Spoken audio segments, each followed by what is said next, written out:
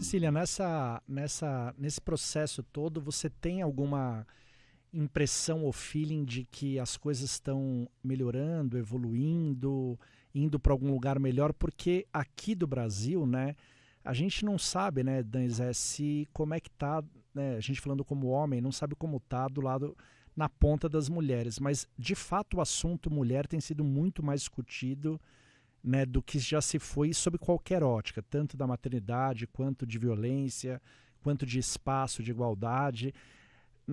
O assunto está na pauta, né? A gente não sabe se está avançando, se está se mexendo para o lado certo. Qual que é a tua percepção em relação a, pelo menos, a maternidade?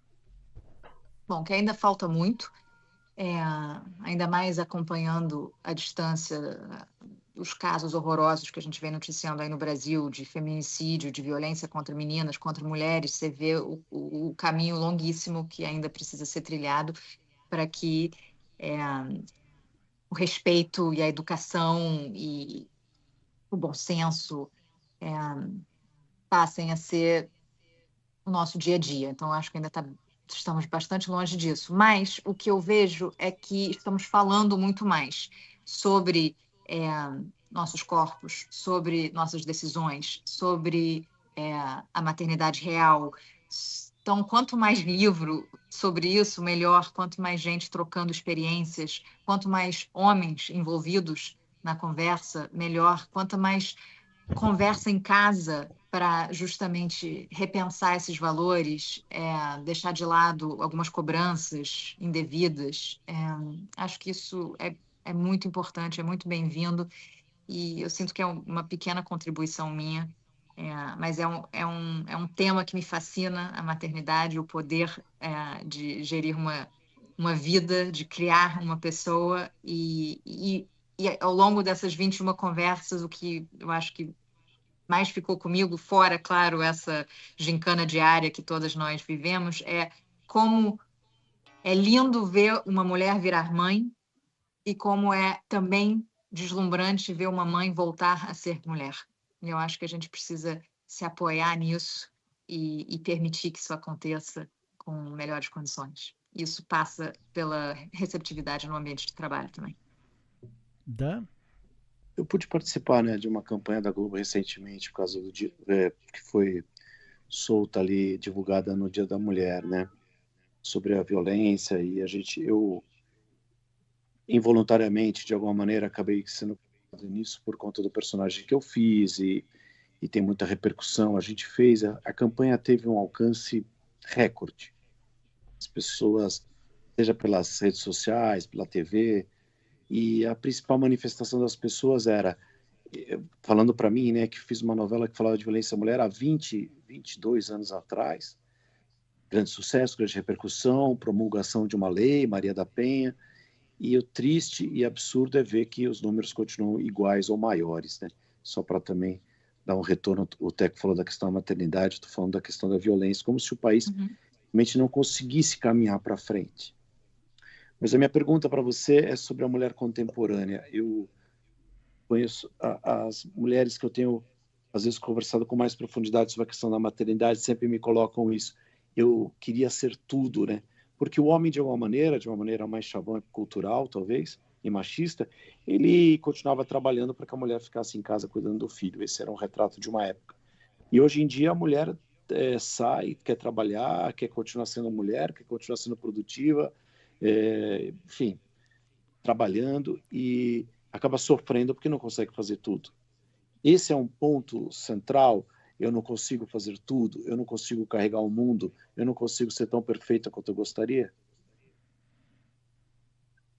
Sim, sem dúvida, mas eu também espero que a gente consiga criar um mundo em que a gente não precise mais ser tudo. Em Porque que a a gente partilha, não, eu digo assim, a partilha às vezes ela é proposta, mas nem sempre ela acontece, né? Não, nem sempre E, acontece. No meu livro, por exemplo, nenhum homem é citado. Acho é, que isso já diz bastante é, sobre como as mulheres carregam, sim, muito, quase tudo, talvez. Não, quase tudo não dá para generalizar. Existem pais tá. maravilhosos, parceiros, mas nessas conversas isso ficou muito evidente, como a carga mental a organização, a logística, a gerência do dia a dia, os bastidores, ainda são majoritariamente cargo da mulher, papel da mulher. É pensar nos aniversários dos colegas na escola, é conhecer todos os nomes das professoras, é saber se os uniformes estão cabendo ou não, se precisa comprar mais presentes de aniversário para os colegas, os contatos de todos os médicos. Eu vejo assim, eu sou o ponto de contato da escola, dos médicos, dos pais dos colegas da minha filha, tudo concentra em mim. E percebi isso também nas conversas com essas 21 outras mães brasileiras. Então, isso é você ser o sistema emocional da família, você está regulando ali emoções, você está regulando expectativas, você está cuidando dessas mini funções e tomando essas mini decisões diariamente. Acho que qualquer mãe se reconhece aí nesse papel. E a gente faz bem, a gente vai fazendo, a gente vai tocando, a gente vai integrando isso em todas as outras Mas, Cecília, funções do você dia. acha que por mais que o homem participe, eu acho que como você falou, né, há homens que participam mais, outros menos, esta é uma questão inevitável para a mulher, mãe? Digo assim, essa dificuldade de não conseguir ser tudo que gostaria e de segurar tudo. Essa briga com o ideal, porque ninguém te ensinou a ser mãe, né? Como ninguém Não, me ensinou a ser pai. ninguém ensina e não tem manual, não tem certo e errado. Eu acho que é o que funciona para você, para as suas circunstâncias, para a sua dinâmica em casa e com a sua criança. Eu acho que a gente tem que deixar de lado esse ideal. Essa ilusão surge sempre, no início, surgiu muito no início das nossas conversas, a ilusão da maternidade perfeita, a ilusão da mulher que dá conta de tudo. E eu não conheço nenhuma mulher que dê conta de tudo sozinha. A rede de apoio é fundamental, seja de avós, de amigos, de colegas, de parceiros. Então, acho que isso que a gente tem que substituir. Em vez do ideal da mulher que faz tudo, é a mulher que faz o possível e é a mulher que tem apoio e tem parcerias, nem que seja com outras mulheres, mas que tenha uma comunidade com a qual ela possa trocar ideias, pedir ajuda, trocar experiências. Essa é a ideia do livro, é um abraço assim, em outras mães para dizer assim, estamos dando conta. Não, Estamos eu no acho que caminho certo. e quando as Só pessoas forem para ver teu livro, desculpa até rapidinho, não ver teu livro, exatamente essa sensação, uma delas que vai vir, né? Do não estou sozinha, tem aqui alguém como eu, né? Uhum.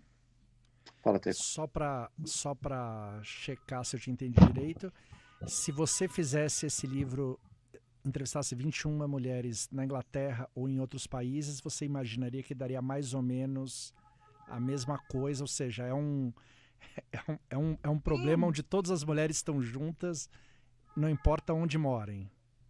Não, te dou um exemplo concreto. Eu tenho outras correspondentes da Globo, mães, amigas minhas. Então, tem a Bianca Rotier na Suíça, a Carol Cimenti em Nova York, eu em Londres, a Luísa Belchior foi correspondente em Madrid, agora ela está em São Paulo. Todas nós tivemos filhas no mesmo ano. Temos, inclusive, um grupo de WhatsApp, correspondentes mamães, onde a gente conversa sobre os mais diversos assuntos, nenhum ligado à notícia, todos ligados à maternidade.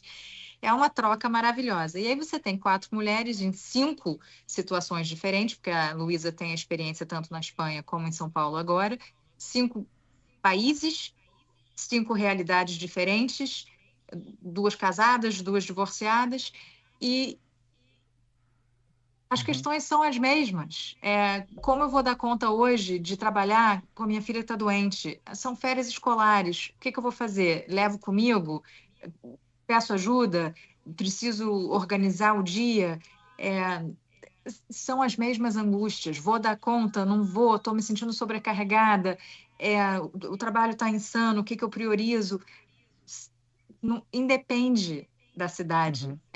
É uma sobrecarga mental enorme que acomete todas nós. E são frustrações de estar aprendendo fazendo. Porque, como o Dan disse, não existe manual. Então, a gente vai indo, vai fazendo o nosso melhor e tentando deixar de lado a culpa, a cobrança, o julgamento, que às vezes é impiedoso. Então, acho sim. Tanto que eu tenho amigas inglesas que não conseguem ler em português e que querem uma versão do livro, porque falam, tenho certeza que eu vou me identificar com isso. Então, quem sabe? Ó, vamos para o Repórter CBN, depois intervalo, depois voltamos com mais Cecília Malan e vamos falar agora mais do livro e também da moleza que é, Zé, receber em Libra. Né? O que a gente queria nessa vida era o quê? Era receber em Libra. Era tudo que a gente queria nessa vida. Receber em Libra. Gastar em real. Não, mas aí vocês querem gastar em real, né? Engraçadinhos. Claro, porque eu recebo e gasto em Libra. Então não sobra a gente não nada. faz questão de gastar em Libra, a gente só quer ganhar em Libra.